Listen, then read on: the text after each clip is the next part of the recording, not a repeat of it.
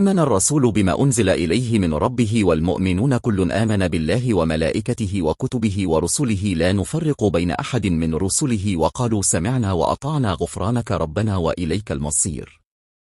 آية 286.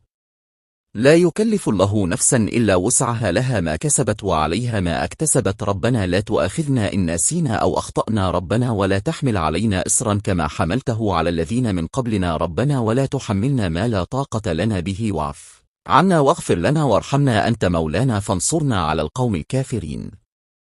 روحانی اور دنیاوی فوائد. اگر کوئی شخص سورت البقرہ کی یہ 2 آخری آیات روزانہ رات سونے سے پہلے پڑھے تو اسے درج ذیل برکتیں حاصل ہوتی ہیں. روحان تحفظ، شیطان اور تمام برے اثرات سے حفاظت ملتی ہے.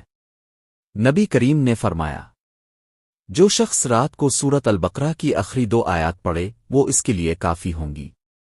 صحیح بخاری. اولاد کے لیے دعا کا مؤثر ذریعہ. ان آیات میں اللہ سے معافی، رحمت اور مدد کی فریاد ہے جو اولاد کے لیے بھی باعث خیر ہے. جو والدین اپنی اولاد کے حق میں ان آیات کو پڑھتے ہیں ان کی دعاؤں میں گہرائی اور قبولیت پیدا ہوتی ہے. رزق میں کشادگی. باقاعدگی سے ان آیات کی تلاوت رزق میں برکت، سکون قلب اور ذہنی آسودگی لاتی ہے. رزق صرف مال میں نہیں، وقت، صحت اور تعلقات میں بھی ہوتا ہے اور ان سب میں برکت آتی ہے. دل کی مضبوطی اور خوف سے نجات. آیات ایمان، اطاعت اور اللہ کی مدد پر مکمل بھروسہ سکھاتی ہے. ایک مومن کے دل کو مضبوطی دیتی ہیں کہ وہ ہر آزمائش کا سامنا اللہ کی رضا کے ساتھ کرے. ویڈیو کا اختتام.